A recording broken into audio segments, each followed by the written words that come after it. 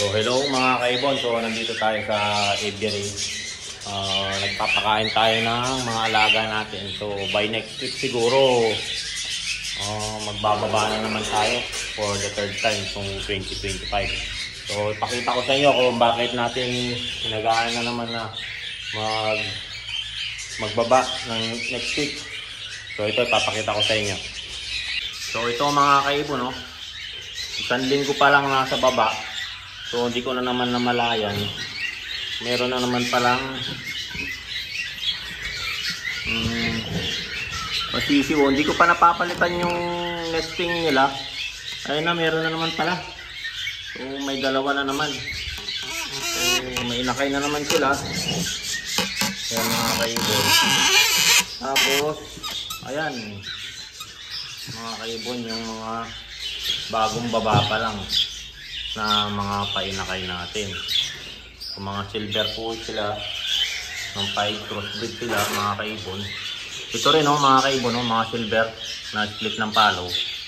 So nakikita nyo. So ipapakita ko na naman sa inyo mga kaibon. So ayan, nagulat na lang naman ako.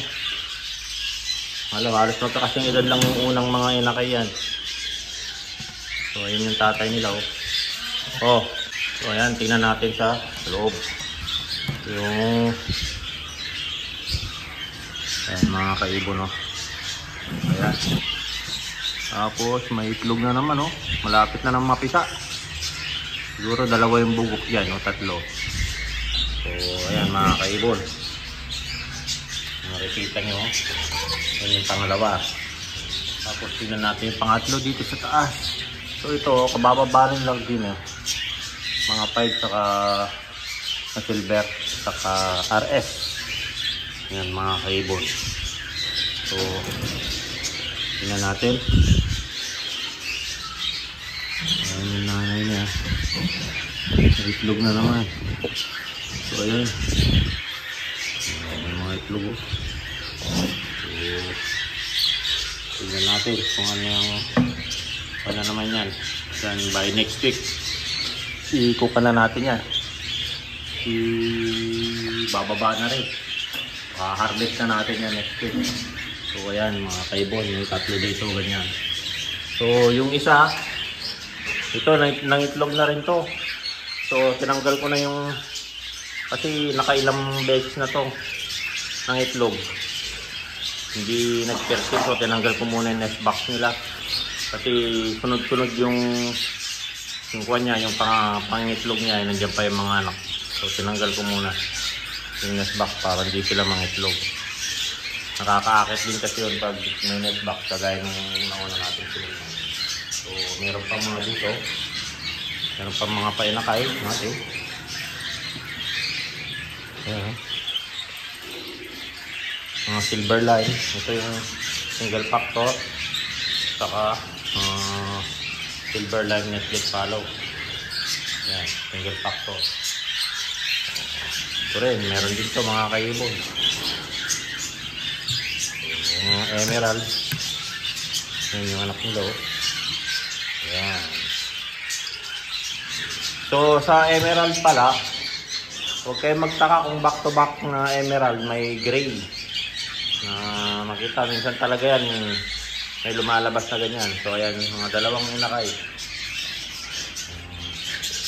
Marami yan mga kaibon, yung mga emerald. Halos yung emerald kasi may mga anak na nasa taas. So ayan,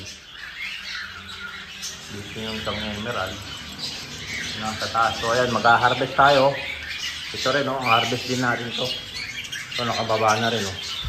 So may pa-poster tayong emerald na isa. Galing yun dito.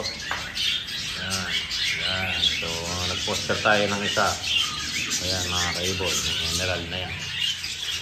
So, yung last na harvest natin, naubos na rin. Yan na lang yung natira. So, pero yung mga matured natin, marami tayo dyan. Yung last na Costco. So ayan, mga heavy fight din na split follow yun mga kaibon. So ayan. So yan, nakita nyo yung harvest natin mga kaibon by next week. Pero unang pinakita ko lang para at least makita nyo yung mga nakababang mga silver na split ng follow. at mga emerald. So ayan mga kaibon. So don't forget to subscribe my YouTube channel, Warren Palakpak Kaibon, at ang aking Facebook page, Warren Palakpak Kaibon, at ang aking Facebook, Warren Palakpak Mr. Tigasin. Hanggang sa muli mga kaibon, paalam.